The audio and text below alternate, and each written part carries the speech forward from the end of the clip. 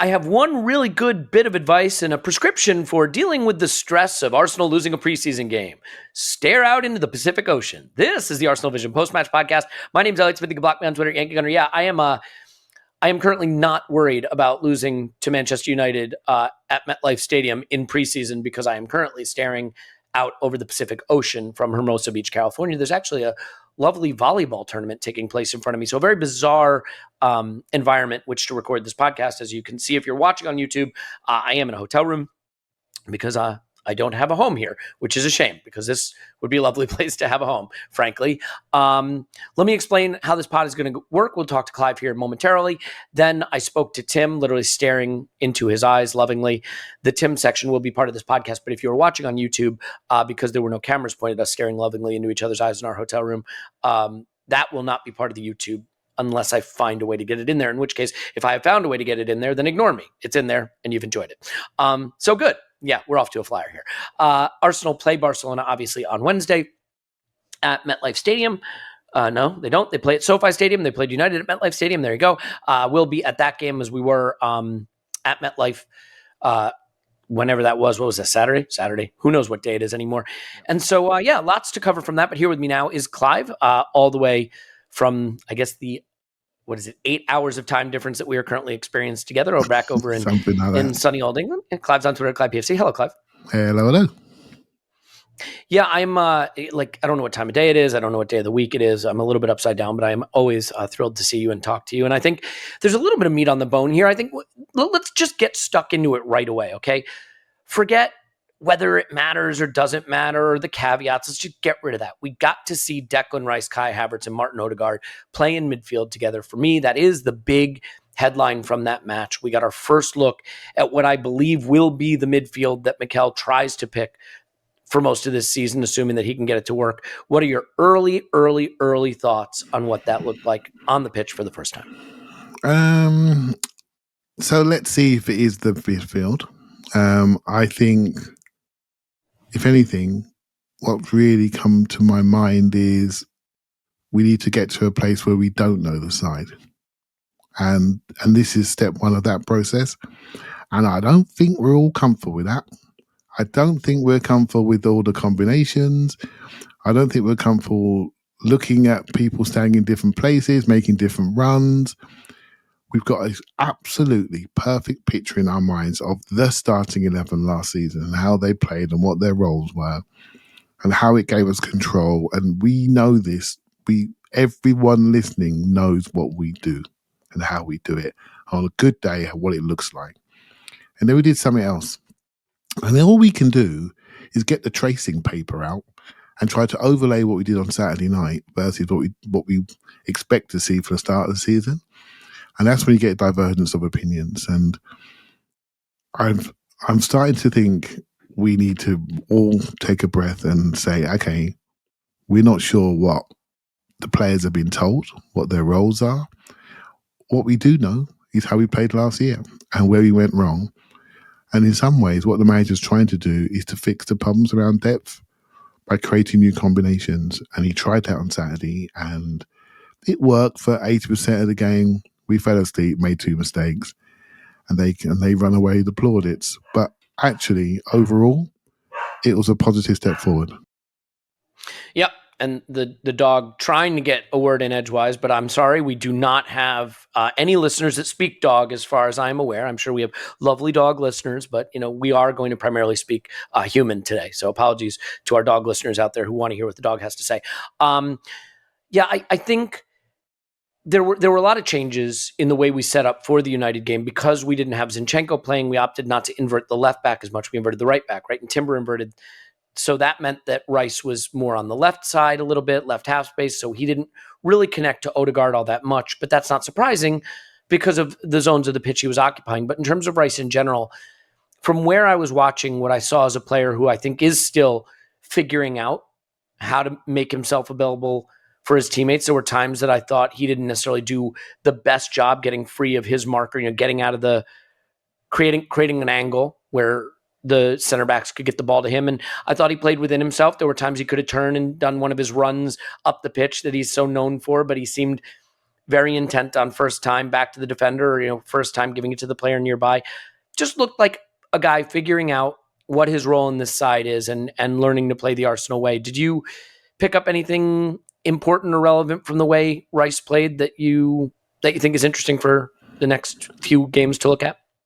I think it's should I talk about the back five, Elliot? Is that okay? I think Yeah, sure. Yeah, it's all interlinked. It's all linked together. And it's very difficult to look at individual performances because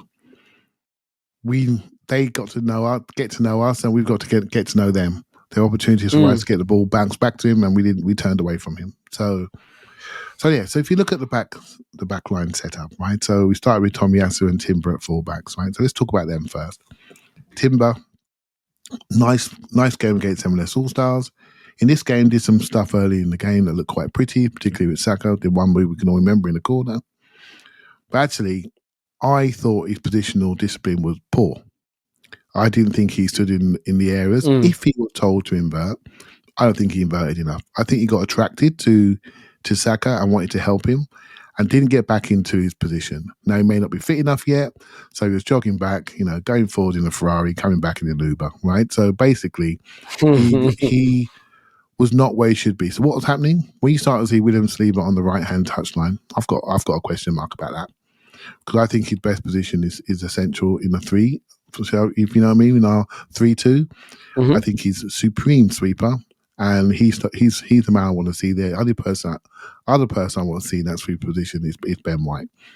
So I'll be looking at that combination and wondering if that works. If you look at Tomiyasu, his role was different. He played it almost like a little bit like Cedric on occasions, disappeared a little bit early and was slow getting back in again. Was that a design? Knowing that that Rice almost played the old Xhaka role, the sort of auxiliary left back role on occasions, which he can do. Now, Rice has got a tendency in all the YouTube that we've all watched. We can all see him driving out from the ball. We can all see him curling shots from left space to the right, to left side to the right, top corner on the opposite side. We can all see his switches to Saka. So it's in our mind. So we're looking for this. But actually, if you think about our best team and our best way to build up, let's just say Zinchenko's in that team for now. Zinchenko 100%. Takes that slot. So Rice now has to fit on the right half if he's a 6, or he has to be the left 10/8 in that system going box to box, right? So we have a fit discussion to have, right? So and so if Timber and Rice are the partnership and Zinchenko and Partey are the partnership, left and right, are we talking about that? Or are we talking about Partey and Rice, which is a natural fit, left and right?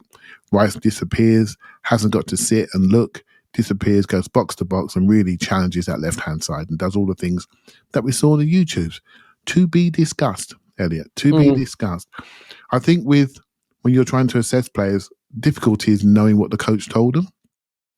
I've got a little story. Can I indulge this story for a little bit? Yeah. Indulge away. I remember when my son was in a trial game for the academy.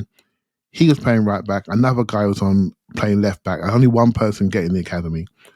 And I watched his game. He was doing really well. In the last 3 minutes, his man scored 2 goals from across into the back post.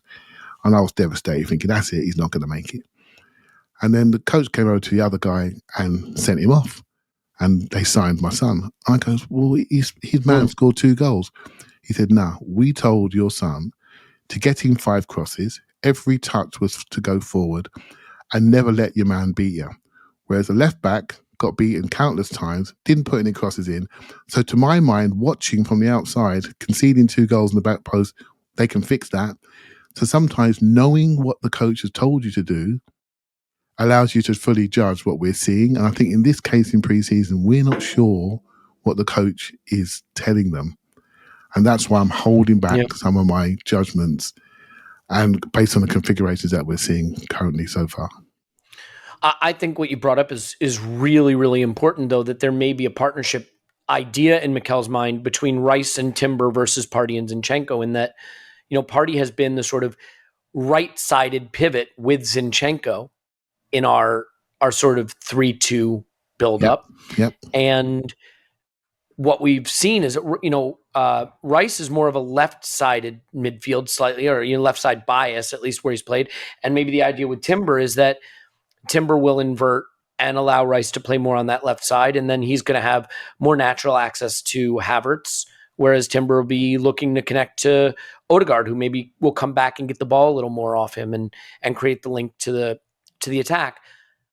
In this game, it didn't work, in my opinion. I think we struggled to progress the ball through the thirds. The other team gets to do tactics too. I thought United were very compact and organized in midfield and disrupted play very well. I don't think they built play particularly effectively. Their goals came from mistakes, and I'm not going to worry about Gabriel kicking fresh air or Ramsdale letting in a shot he shouldn't let in, because it's got nothing to do with your system or your, how you're set up to play. It just individual errors.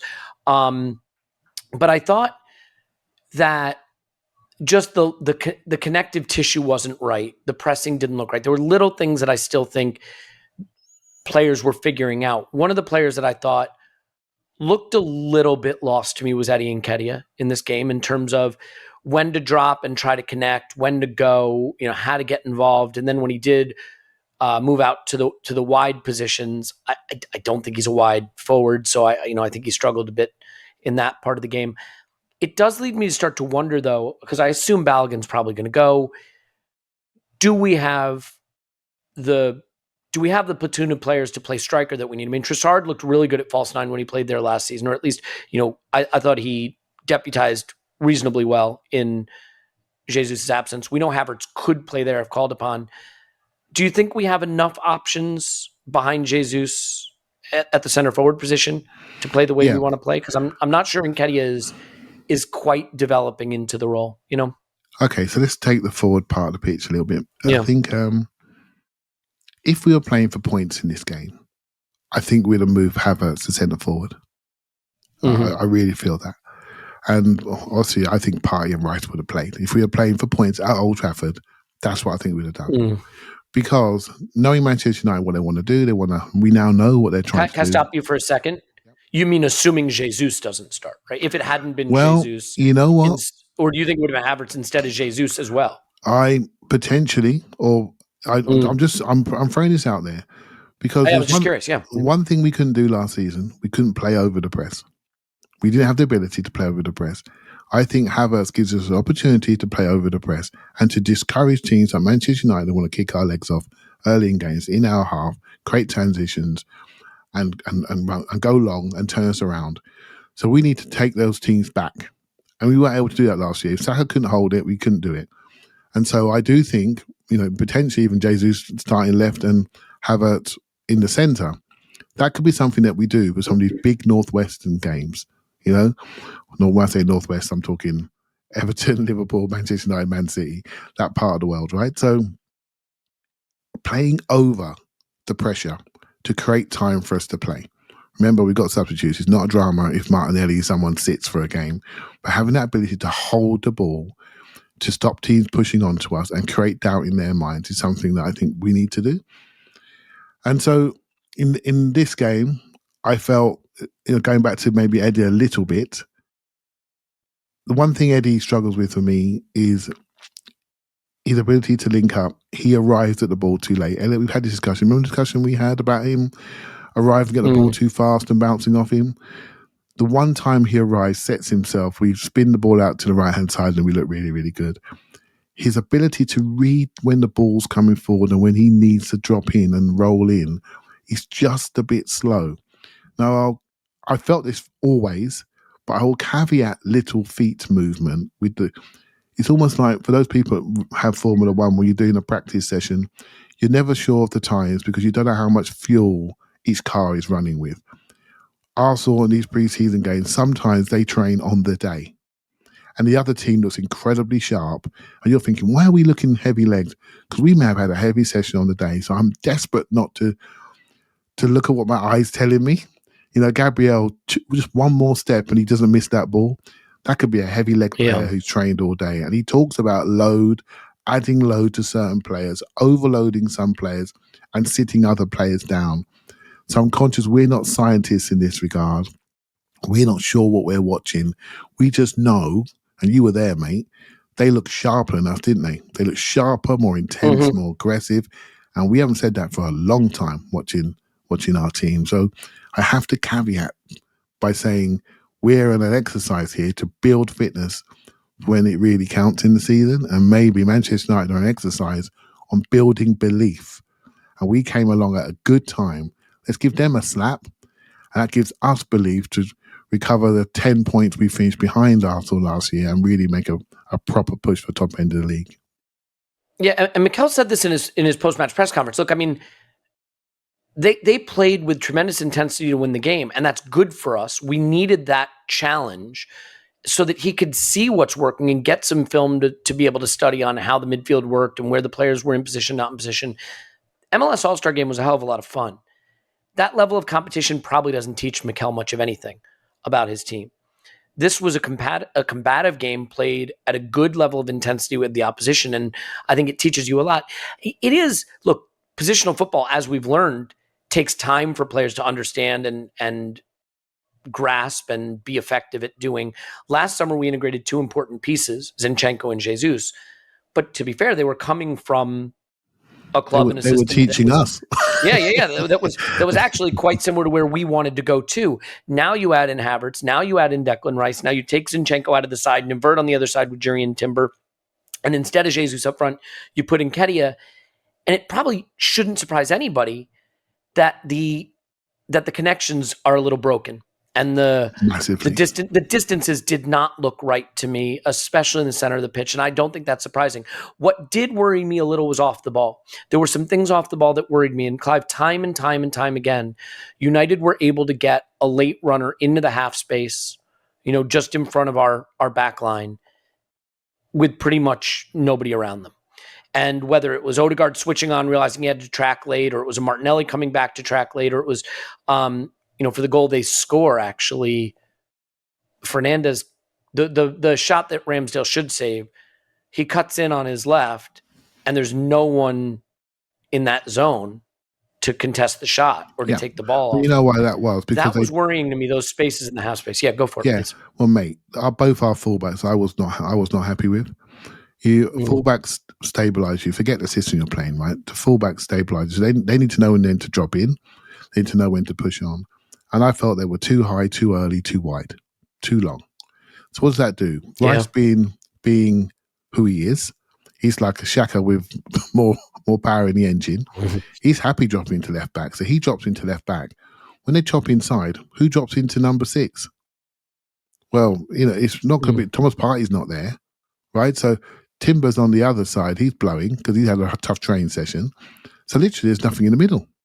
There's nothing in the middle to go and stop that. We didn't recover in. Now, would Xhaka do it normally? Probably. If he was playing high, he'd have dropped into that position once he sees someone else go out left. So we need those combinations. Almost every combination in our golden team was broken or broken up, right? So, the Odegaard White Saka combination, broken. The Xhaka Martinelli Zinchenko sort of pod, broken. Do you know what I mean? Everything was broken. The central point was changed. The back line was shifted over, with the left back not really rolling to be a left centre back and the right back not really inverting. So everything was broken. Everything was different. So we're trying to create new combinations that we trust. And if we trust them, more importantly, if the manager trusts them, we're going to create depth.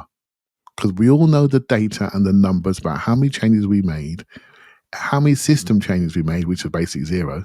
So what we did when we lose a player, we basically put another player in to the same system, whether he's the right person or not.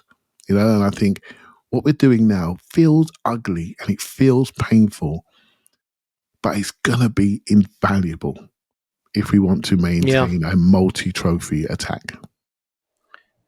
Well, and this thing we even noticed in like Europa League games, for example, we'd be a little harsh on player performances, but it was the point that they weren't stepping into a first 11. They were stepping into a team that had 7, 8, 9 changes. And when you do that, it's very hard to slot in because you're slotting in with a bunch of other players that haven't done the same thing. And I think Arsene Wenger was very careful not to change the dynamic of a team too much from season to season, right? He'd like to add a player in the starting 11 or maybe 2, not too many. I wonder if as we get closer to the season here, Mikel's going to have to make a decision about, is it going to be Rice and Havertz starting games early in the season, or is that too much change in the critical areas of the pitch for us to have the continuity? I mean, Thomas Partey, if he stays, is still a very, very good player.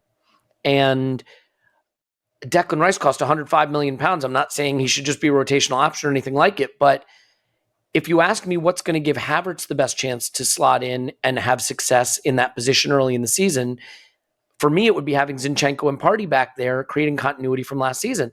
Now you could go the other direction and say, well, maybe it's not Havertz starting games, but that's a position I think we have less clear of a second option. Like, Rice has Partey sitting there, able to do the job at a very high level.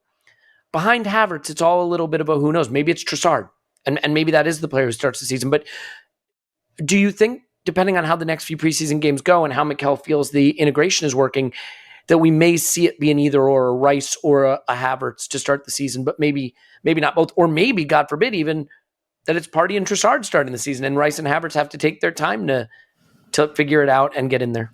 Yeah, it could be. I'm not sure where he's going to land, but I will say there are games like Notts Forest at home. I'm not trying to wish it away, but there's Manchester United at home. And it'll be interesting to see what the team selections are for those two games, right? So, because I believe you need to have a different player for those games. I was really, really pleased when I heard you say stock rising Zinchenko for the instant reaction. Mm-hmm. I thought, my work is nearly done with Elliot here. It's absolutely genius, right? Because what you recognise is you can't really judge our left side because our main left side build-up person wasn't there. And we replaced him with a right-footed left-back who disappeared down the line. Right? So we didn't have the build-up on that side. We didn't have the stability. We didn't have someone that knew his role yet. And so it was a completely different system, different players, etc. I like the idea. When Havertz nicked forward, when Odegaard got the ball, he clipped it to the back post, and Havertz went in that header, you can see the plan, can't you? You can see the plan. As easy as you like. And does he need to be a midfielder to do that? Or could he do it from false nine with people buzzing around him? He can do probably both. I think we're creating so many options at the moment that I don't think any of us are truly comfortable with them. So we're probably going to be, in our minds, we're probably reverting back to the basically the first 11, but just stick Rice in for Xhaka. Let's go, shall we? That's probably what we feel comfortable with. Yeah, that's a tough one. I mean, the idea that he can play in those zones, I still think is speculative, but it was speculative with Xhaka. Like, one thing we're also doing, Clive, it's funny, I sort of suspected we might do this, and we did do it, at least in the United game, and that's change Odegaard's role. Now, this is where I think you have to be careful. When you have a player as good as Martin Odegaard, ideally, I don't think you want to touch what he does. You want to let him do what he does well. And he's so good as a pressing trigger. In our 4-4-2 block off the ball, it was him and Jesus on the left, Odegaard on the right, pressing at the top of the system, and Xhaka and Partey dropping back into the midfield 2 in the 4-4-2. In this game, it was Havertz and Nketiah up front, with Odegaard dropping back alongside Declan Rice, who shifted over to the left, as we discussed. That's a big change. You're losing a very effective pressing trigger in Odegaard, and you're asking Havertz to do something that I think there are a lot of people that are skeptical about him being as good and effective doing that as Odegaard is. Yeah. Is that a big change in your mind? Because for me, that's a potentially big shift in where the zones Odegaard's going to be playing off the ball. You know what? I wasn't sure I liked that. I can see the logic behind it because of Rice's left-sided bias. It just sort of fit. But it's something about Odegaard. He can't really run, but he looks like he's trying to run. Does that make sense? So he leads the press with such an energetic body language. He's saying to everybody, I'm going, let's go. And you just believe him and you just go as well. Now, Havertz is a much better athlete than Odegaard, but he does it like he's cruising in a hovercraft. Do you know what I mean? So he's not really setting the example, So again, let's see what happens when Jesus is there, and we can see different energy and different intention. So just again, it's about getting used to this. Now I'm sure someone's I'm sure Scott's listening right now saying, yeah, but Havertz, his pressing numbers are really good, blah, blah, blah. But you can't beat what your eye tells you. One tells you that he really wants to go and get it. And the other one might have better numbers, but he looks like he's not that as bothered, and that's very, very, very harsh for a preseason game. But I think it's just how they move, right? His job isn't necessarily to get it. His job is to get in the passing lanes, to force the ball. He's the shepherd dog, right? His job is to force the team, the opposition, to go to the places, where you can trap them to one side, right? And I think Odegaard's so intelligent at understanding where's the man behind me, where do I get between the man and the ball so that I can block the passing lane and herd them where we want them to go. And Havertz is going to have to learn how to do that. But it does seem like we've taken this lopsided sort of setup that we have, right? We had White, Saliba, Gabriel, Zinchenko inverting, Partey sort of on the right, and then that Xhaka Odegaard box up front with Martinelli, Saka, and Jesus. And we've now just put a mirror up to it, at least in this game, where Tomiyasu was kind of holding the width and the depth. Timber was supposed to invert. Now Declan Rice is in the left half space instead of the right, where Partey would be. Odegaard now is dropping in. Havertz is going forward. And it's like someone held a mirror up to last season's system. I'm not saying that can't work. I'm saying it hasn't worked yet in its first half of a preseason game. So no conclusions drawn. But unfortunately, preseason is not long.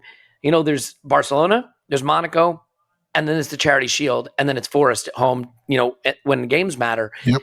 And in that time, I wonder if Mikel will see enough to really stick with this, or if he will, I don't want to use the word retreat, but to opt for discretion as being the better part of valor. You know what I mean, though? Not step away from it, but maybe delay the full adoption of it. So you have to remember, within what he's trying to do, he's also trying to build people. So Tomiyasu's probably played one start since March or April. So he needed a start. He needed a start in the game where it matters. So what you find in preseason games, it really matters in the first 55, 60 minutes. Then you really start to chuck on different people. The game breaks up and it's a different game in the last third, right? So getting some proper competitive minutes for him was really important. Same for Eddie. I thought rewarding Eddie with a centre-forward start, given the fact he played off the left, was a good thing to do.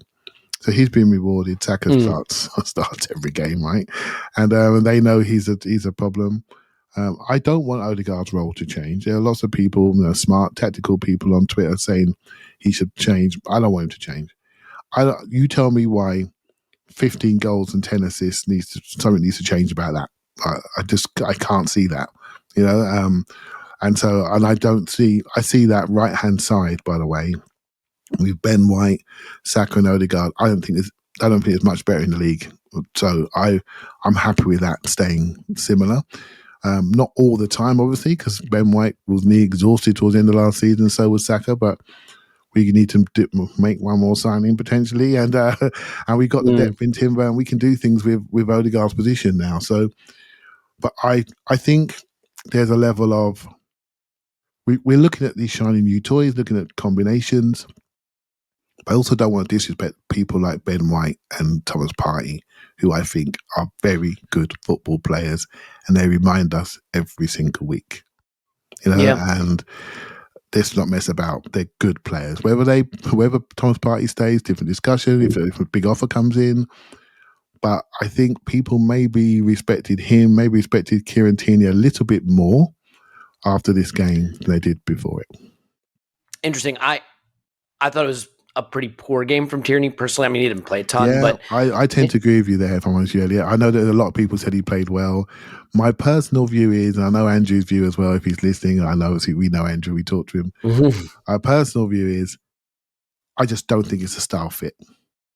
And he can still play really well. We did the instant reaction together, and he had Tierney as his stock falling, by the way. Yeah, I know.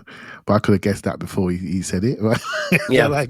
But he's I know what he's thinking. He's a football man, right? He's played at the back there, and it's just a style fit. It's not about him being a good player. It's what he sees as good versus what the rest of the players see as good. There's a lack of composure in distribution on occasions that just not befit the rest of the team. And I swear he's a really good player, but he's just not what everyone else is doing. So it's just not. I know just clearances are a bit agricultural. It's just not. Yes, it's not for us. But he can still play for Arsenal. I'm not saying he's bad. Just that I think there's other ways to do this, and other players are showing me that example. Yeah, and this game, it's weird because the game had a lot of, I think, a good level of intensity and was contested well, but I don't think it was a high quality football match. I just don't think there was a lot of quality periods. Two teams that are still just in preseason, so they approached it with intensity, but maybe not so much quality. I think Manchester United, they've decided what they are, so they have now created an identity for themselves, which is be very aggressive on the press, very aggressive in your defensive structure. That hopefully will get you a level of control, but we want to be a transition team. I thought Sancho looked fit. I thought he looked sharper than I expected. He looked quite pacey. Rashford didn't start the game, but obviously he's a transition monster. They want to get it forward, create trouble behind your defense, keep you in the half, big fouls, stop flow. So I tell you now, this is forget all these. We talk about players and we're talking about new combinations, and we've bought these players and we're going to sort of bring them into the team. But there's a couple of things that are common themes that we haven't got around yet. How we deal with the long ball, we haven't quite dealt with that yet. Again, it's early, so let's see what we do when Steve's back in the middle. And how we deal with teams that interrupt our flow. Because not only did Manchester United kick us to death, what they also did, Elliot, a lot was kick the ball away after the free kicks. Do you notice that? So they're kicking the ball away. They don't allow us to get quick free kicks, get nice touches of the ball. Every time we broke away from them, they pulled us back. The he's refereeing the game like a friendly. You don't want to give a card every time someone's pulled back. You want to referee in the spirit of a preseason game. And they played it like they wanted it. They played it professionally. They were after us. They wanted to put a marker on us in this game. And the most important thing is that we came off that pitch injury-free, and we have so much more to learn than they have, because they've succeeded, but that style of football has limits to it. It really does.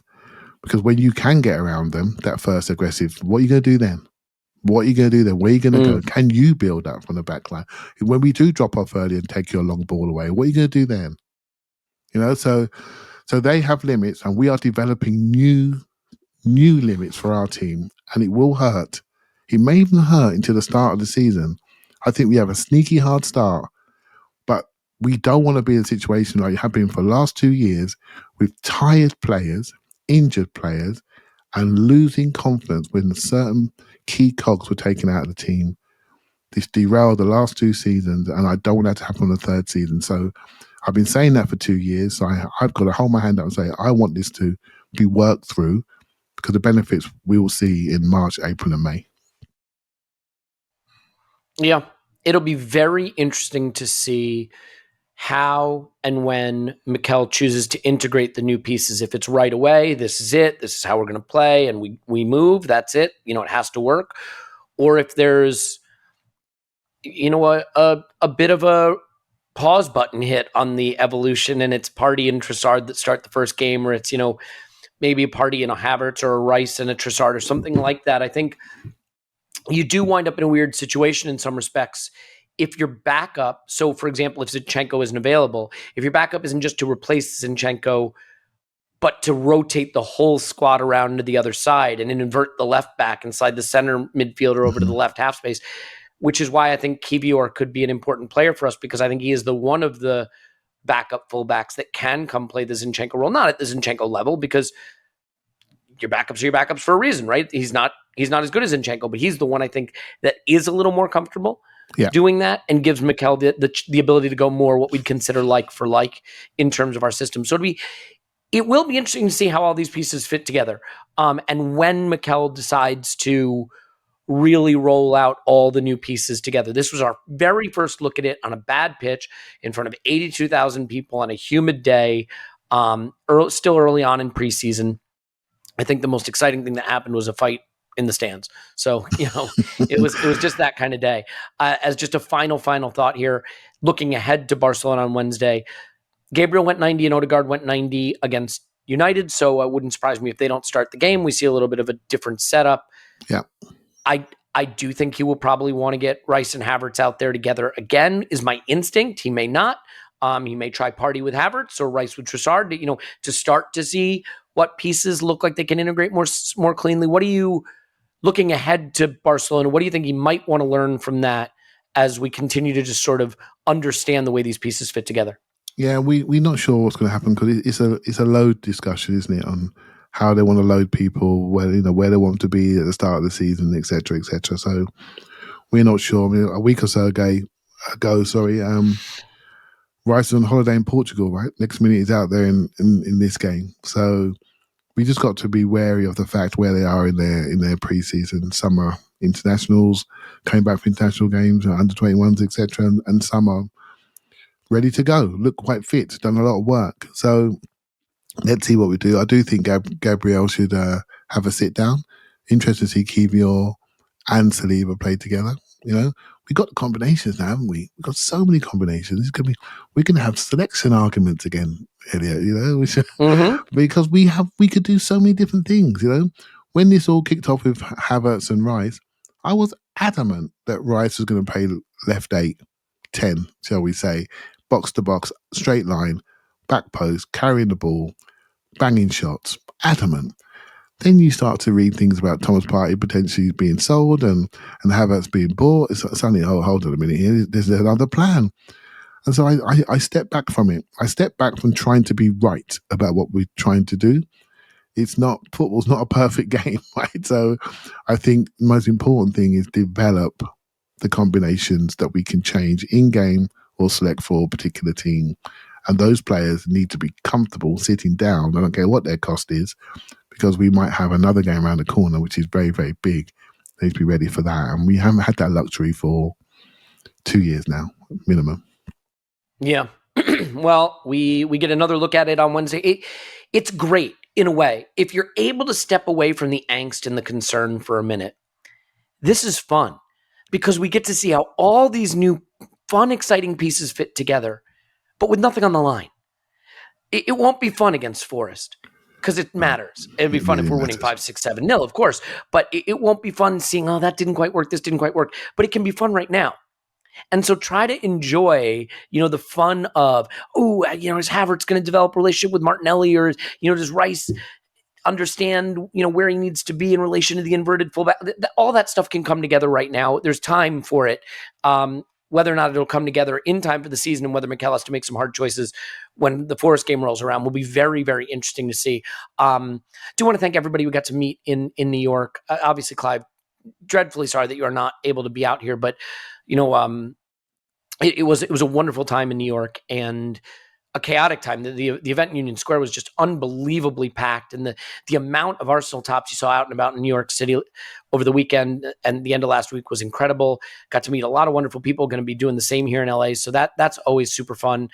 Just very fortunate to be able to go and see these games. And there's something about Arsenal being here and everybody getting to connect with the number of people that said this is their first time ever seeing Arsenal in person. Yeah, that's a wonderful thing. And 82,000 people filling MetLife for a preseason friendly between United and Arsenal. I think it tells you the state of this game and how it's growing, and Arsenal an important part of that. So just a wonderful, fun time. And I do want to just say a special thanks to Andrew, who, I'm getting to spend time with on this tour and is a dear friend and one of the best human beings, and just, love him to death and love the chance to be a part of this tour together with him as well. Cause I know he is someone that we all respect tremendously, but just as good a person as you could possibly ask for. So really happy to share that time together. I will say it looks great from where I am. It looks great. And it looks like there's a lot of people having wonderful experiences and being introduced to Arsenal for the first time. And that's really important. How you walk through the door is really important. There's a lovely vibrancy and inclusivity about Arsenal at the moment, and I absolutely love it. there was a video of Vinay on Bloomberg TV last week, and I saw that. And he just said straight away, the US is our biggest international market, and 20% of retail sales for Arsenal come from the United States now, which is remarkable. It's expanding. What's happening on NBC? Their coverage numbers are going north as well in a good way.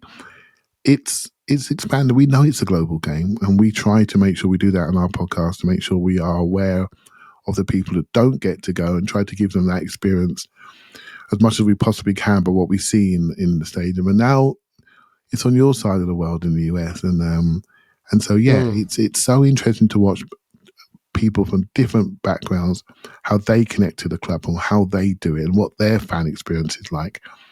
Man, it's been good. It looks good. It looks really good. And I hope LA is as good. I'm sure it will be. And we're one club, man. We're one club. And so let's see how we go. It's beautiful. And speaking of one club, by the way, over on the Patreon, we have our One Club podcast up.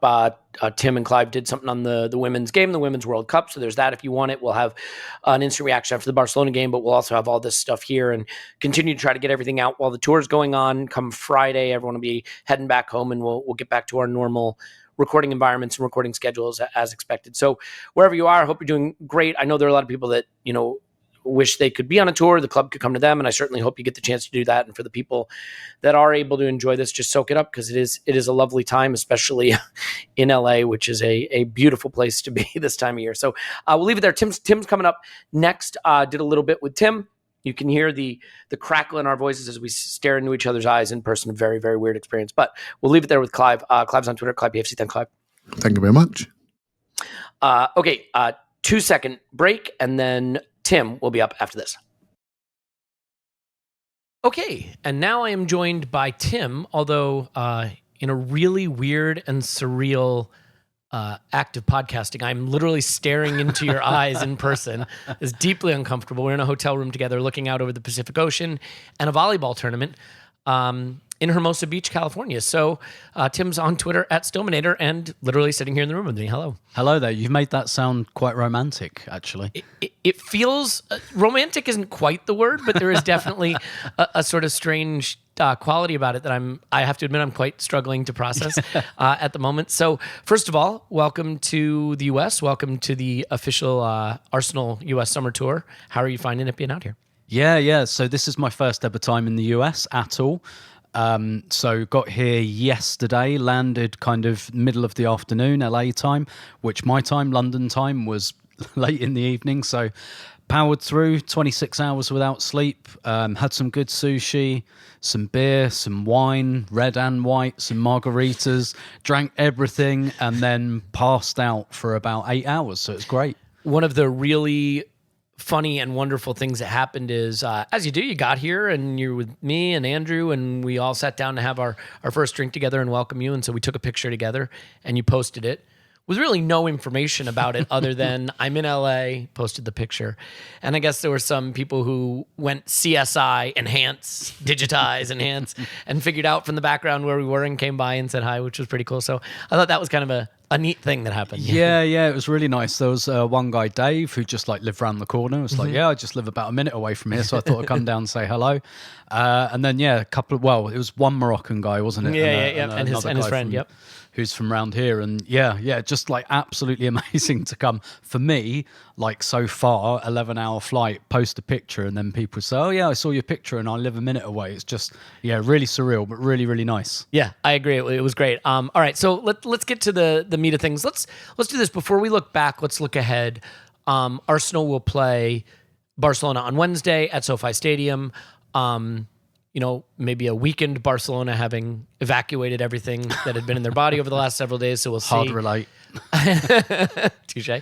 How do you view this next game? I mean, I have to admit the angst around the performance against United was more than I expected, although maybe I should just be used to this at this point because the intensity with which everything is scrutinized around Arsenal at the moment is at a fever pitch. But is there anything that you feel needs to be proven in this next game against Barcelona, or saying that you think you need to see that might actually be relevant or important for where we're headed? Yeah, definitely. So we talked about this a little bit last night, and I think it's very important that midfield three plays together. And I think we could all foresee that a little bit. You know, that's two midfielders that are changing, and that's quite a lot.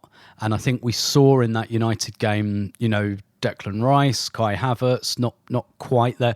Like, and it's not a coincidence. I think Odegaard looked like Odegaard to me. That just looked like normal Martin Odegaard, whereas Rice and Havertz, you know, sometimes I felt like I couldn't really find them, which given the kits they were wearing takes some effort. It's hard not to see. It's high vis jacket, yeah. And yeah, that was the thing. So a couple of things. I'm not sure how much Barcelona would expose the ball over the top. That's something clearly we have to work on. But for me, the really big thing is the midfield. And I think we need to just keep seeing Rice, Havertz, Odegaard together in this game, probably the Monaco game, probably the City game, and really give them a chance to build that understanding, because I think we could probably all foresee that was going to take some time. And I think the United game really demonstrated that. And that's useful. As much as the United game was kind of bad, really, I think we started well. As soon as we went 1-0 down, I think it was quite bad after that. But it's still useful, because you'd rather find that out now than in August or September. So I think that's where I'd really focus things for this game. That's what I'm going to be looking at the most. It's funny, there were some comments that Mikel made after the game, and in another really surreal moment, I was actually there watching him make those comments, which was bizarre. But one of the things that got a lot of focus on is the question essentially about that midfield trio, and him saying, well, obviously it's going to look better after they played 55 times together. And there's been a lot of different ways that that's been interpreted, but the angle that I haven't seen mentioned that I took from it is him saying that suggests to me that this is the plan, right? You're not going to say, oh, it'll look better after 55 times playing together.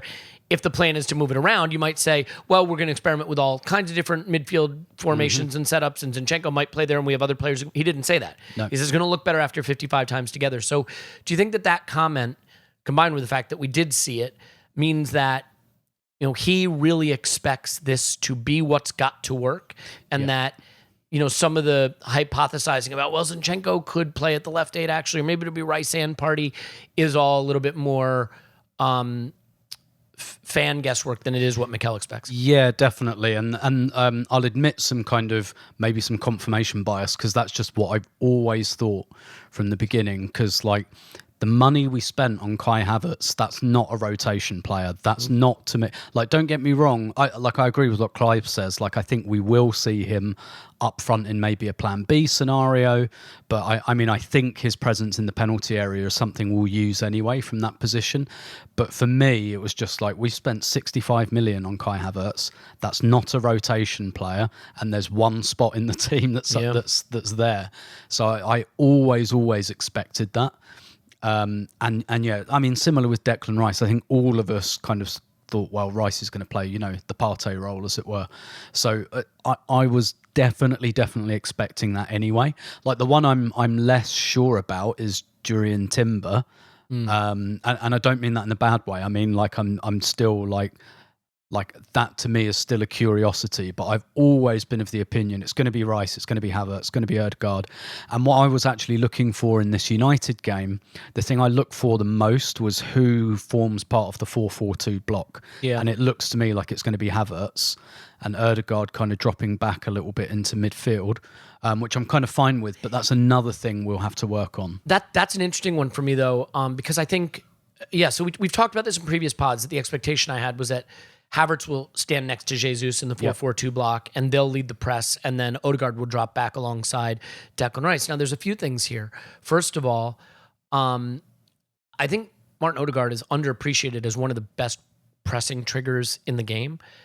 And to take him out of that role, Havertz is going to have to be excellent, because if our press doesn't work, then I think you see some of the vulnerabilities to how we play. You know, with the players pushed up and the inverted fullback, there's spaces to hit. United hit those spaces. I don't think our press was particularly effective against them. And look, even with Saliba back, there's going to be questions about the way we defended the last 6 weeks of last season. And we can't defend that way. And I think that is a question that still remains to be answered, is there a there, or was it just we ran through players and it didn't really work out. The interesting thing, I think a lot of people cottoned on to after the United game, they looked at pass maps and wow, Declan Rice didn't pass to Odegaard at all. But because we were inverting from the right, Rice was shifting over to the left. Yep. Thomas Partey passes a lot to Odegaard because Zinchenko is standing to the left of him and he's shunted over to the right a little bit more, almost like a double pivot midfield where he's the right midfielder and Zinchenko's the left midfielder. We did the opposite of that in this game. And so, I don't think you see, I don't think Thomas Partey was passing to like Martinelli and Xhaka as much. He was over the right. That was his Zinchenko pass map. So everything was flipped in that game. It's a lot of change in one game. I don't think you want to take away too much from it. They're still learning. But I do think that there could be issues with taking Odegaard out of the pressing trigger role and putting Havertz into it if Havertz doesn't warm to that and really put in the shift to close down passing lanes and press effectively. Yeah, definitely. And I think because there's two things about a press, right? Like I know Havertz is good. Like Havertz is definitely good at nicking the ball off players and getting the ball back. But that's only actually a part of pressing. Like you said, it's the trigger, and Odegaard has been the trigger for a long time, and he's very good at it. And that doesn't mean that Odegaard is always nicking the ball off of people high up the pitch. Doesn't mean he's always taking the ball off people on the edge of the penalty area, but he leads the press. He leads the whole team in it. And really squeezes it up. And it kind of remains to be seen whether Havertz does that. But also, like you were saying about like flipping things, like we were inverting from the right, and Declan Rice, even when he was at West Ham, always veered to the left. The other thing that does is Jesus is now to the right of the press, if that's going to happen, and not the left. A lot of change. There's a lot of like little tweaks that actually all put together probably add up to something quite big. I also think that a potential downside to that is I think Jesus really worked well with Martinelli. Yep. They have an understanding and a relationship, 1-2s and little slip balls and things like that. Now, to be fair, you're putting him over on Saka's side, who I'd love to see that same kind of understanding develop there, but Havertz will have to bring Martinelli into the game a little bit more in the role that he's playing. Now, that could be an upgrade on how Xhaka did that. We'll see. There's a lot of things that we only just got the first look at on a bad pitch in a preseason game. I think the other thing we're always guilty of is forgetting the other team gets to do tactics too. Yeah. And while I don't think United played well in the sense of necessarily their passing game or their build-up or things, they were very combative and well-organized in midfield. They really closed down the lanes effectively. We were missing that next progressive pass. The Zinchenko role is so important, and I think it's still undervalued. And while it's not that I thought Timber was bad, the way Zinchenko just gets on the slant from Partey or from Gabriel when he's trying to progress the ball early in build-up to make that next level for us to progress the ball, that is a really unique skill that he has that we miss when he's not there. Yeah, definitely. And I think also the other reason this friendly against United was really useful. First of all, I mean, they, if anything, went over quite a way over the top, but I think that's useful because they treated it like a competitive game, and I think that was good for us. Also, we've probably got to slightly acknowledge at this point that United might have our number a little bit in terms of the way they play is they're probably the best proponents of that style of football in the league. Yeah. And that hits some of our weak spots, that ball over the top, the transition type stuff. So actually playing United as well was really, really, I think, valuable because we probably played the best counter-attacking team in the league, just in terms of them having it as a main tactic. And yeah, with the league games last season, we probably got to acknowledge that they're a team that are probably very good at exposing our vulnerabilities in those ways. And I think had it been a league game though, because one of the things I'm beginning to think is maybe like, because Timbers looked good in pre-season, but we might have to back off that one a little bit when the serious business starts, just because of all the change elsewhere. If that's a league, like we play United on September 3rd, I think in that game, I'm like, if that was a competitive game, I'm sure Ben White starts next to Saliba. Like at this point, maybe in 6 months' time that changes. But if we're playing United tomorrow in the Premier League, Ben White, Saliba, Gabriel, and then whoever at left back without Zinchenko. If Zinchenko's there, it'd be Zinchenko. Like, so we might I think there's a good chance we start the first game of the season with last season's back four, because we're still settling this kind of midfield in. So the fact that we played Timber as well meant that on the left and the right, we'd perhaps just lost a few partnerships. But I thought we looked good, actually, for the first half an hour. Yeah. And then when United stepped it up, we didn't really have an answer. And Martinelli missed a couple of pretty clean chances to put us ahead. Their two goals are all pretty clear errors. Ramsdale shouldn't be letting in the first, and Gabriel shouldn't be kicking fresh air on the long ball. And those are pre-season mistakes, I think. Yeah, I think that's right as well. I thought Ramsdale was a bit concerning, not so much on the not keeping the ball out thing as distribution. Mm-hmm. He's a player I really like. He's young for a goalkeeper. He's going to be not an issue in my mind for this season. But do you look at Ramsdale as a guy who still has something to prove and is an area where the club might still have ambition to improve? I want to be clear. I'm not suggesting that that's a deficiency in our squad, but there's been some data out there that from a save standpoint, he's not elite. Although I think what that loses is some of the context that I think he's elite in one-on-ones and really tricky saves, where sometimes he'll let in the one that you might expect him to save more. The distribution side of the game is interesting, because when he first arrived to us, I actually was really impressed with his distribution.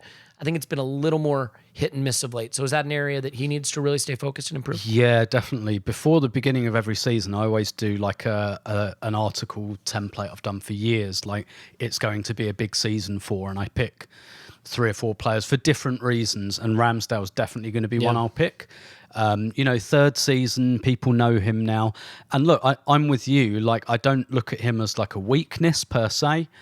And I really, really I like him as a guy. I like him as a goalkeeper. I think he's very good. I think he's for a goalkeeper as well. He's still really young. I think there's bags of potential. But like, let's be serious. Like, it's not an unupgradable position. Like, neither of us could sit here and hit now and say we definitely can't improve there. Now, he got the contract, and I think that gives him security, certainly for like this.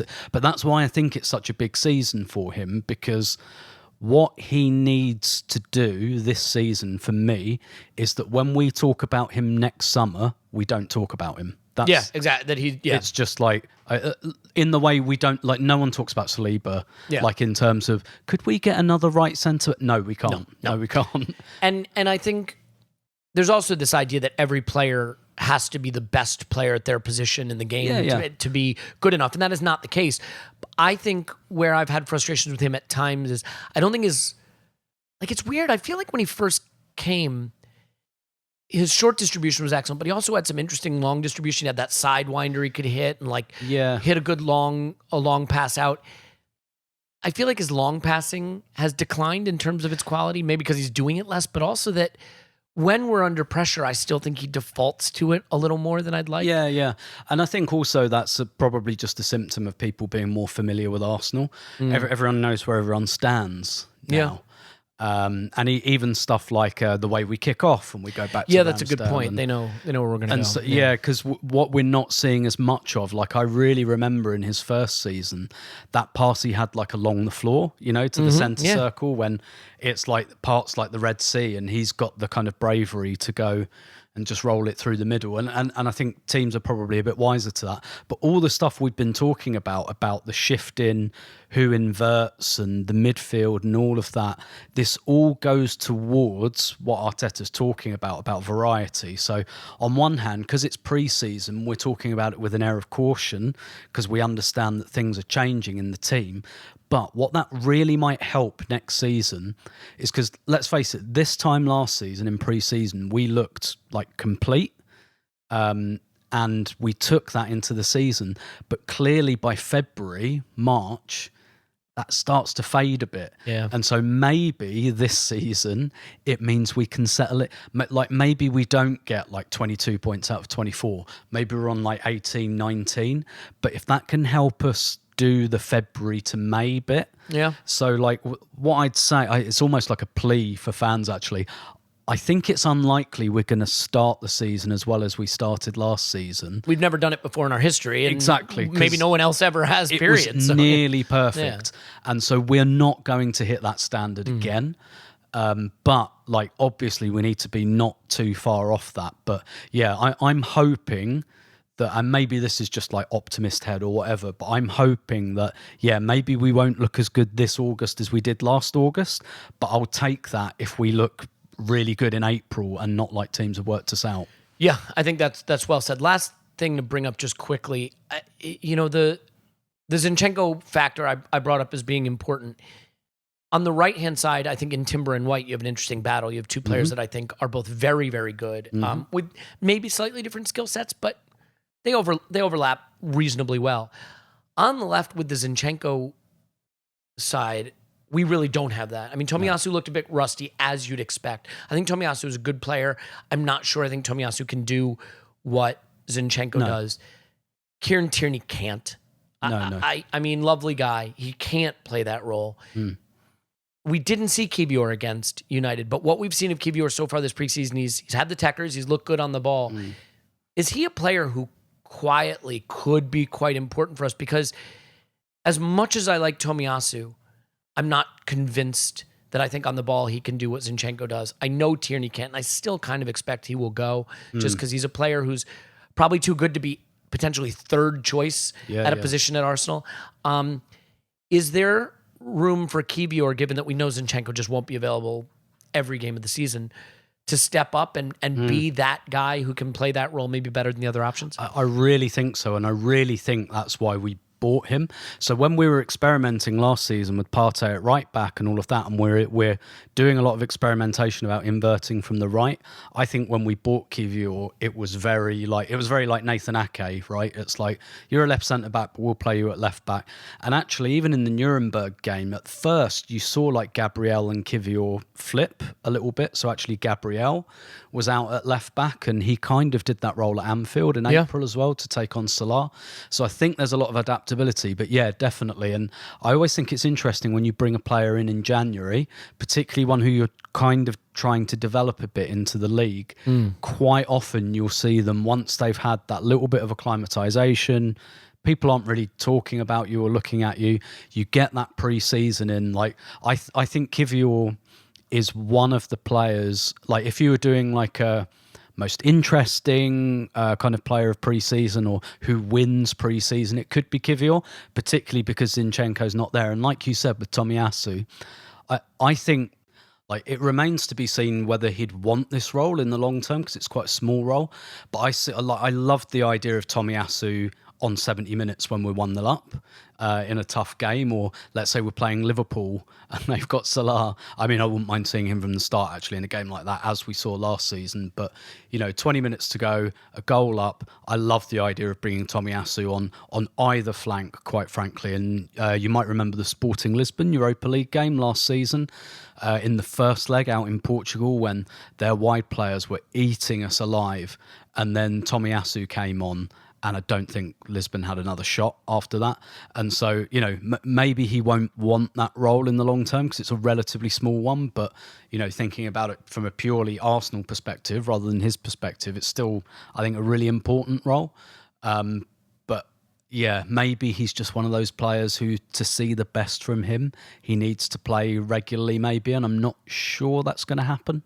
It is a weird situation we find ourselves in because we have a lot of good players for various positions, but they sort of fill in multiple different roles, which can be hard. What I mean is our best backup striker might be Havertz, who is our left eight, right? Our best backup center back is probably Ben White, who is our right back. Our best backup left center back might be Tomiyasu or Kivior, who's our backup left back, right? And so you have a lot of these situations where we have a lot of good options, but you don't necessarily have the true like for like, right? Like, for example, Partey and Rice potentially are like for like. One starts, one doesn't. It may be that kind of situation. I guess you could say Vieira and Odegaard are like for like, just not in terms of quality, but same position. But in a lot of the other positions, we have players who, like, is Trossard a left eight? Is he our backup nine? Is he our, those kinds of things? Yeah. The Kivior, Tomiyasu, Zinchenko situation feels a bit like that to me. Yeah. But also what we're actually developing, thinking about it, is kind of way, because you tend to think of using your bench to try to win games, and clearly that's probably the biggest part. But I think we're actually developing a bench to help us close games out, particularly if you consider, like we saw it in the United game, like Jorginho coming on. Like, Jorginho is another player I really want to see come on if we're 1-0 up, you know. It doesn't make us defensive. It doesn't change. It's not like Rob holding back 5, but it's like this guy will take care of the ball. And that's a really good way to defend the lead. So, you know, if we're 1-0 up away at Liverpool, Manchester United, put Tomiyasu on at left back, put Jorginho in, you know, and then maybe like Jorginho, Rice double pivot. Like, we're actually developing quite a lot of ways to shut a game down, actually. Yeah. Which is actually quite interesting. Yeah, no, it'll be interesting. Look, there's a lot for us still to learn about how this group of players is all going to bed in and how they're going to be used, and not a lot of time before the season starts. So that's why I think this is still a fascinating preseason. We're going to get a look at a lot of things. Gabriel and Odegaard went 90 minutes against United, so we may see less of them against Barcelona. That game comes up on Wednesday. We'll have a pod right after that, and then an instant reaction on Patreon. We would love to have you, but we'll also have the main pod as well. And we'll be at the fan event this week. We'll hopefully see more people. Really looking forward to that, and just delighted to be here with you in person, Tim, and share the week together. Yeah, absolutely. I'm really, really looking forward to it. And we haven't even done anything Arsenal yet, and it feels like, you know, already we've had had a nice night out together, and we've already met some people as well. And obviously it's a really nice part of the world to be in. So yeah, I'm absolutely buzzing for it. Staring out at the Pacific Ocean as we say this, and some palm trees, not like my home environs, that's for sure. Okay, we'll leave it there. Thanks so much for listening to this, and we will have another one coming up shortly. My name is Elliot Smith. Of course, you can block me on Twitter, Gunner. Tim is on Twitter at StoneNator, as I mentioned earlier. We love you, and we will talk to you after Arsenal 10, Barcelona 0.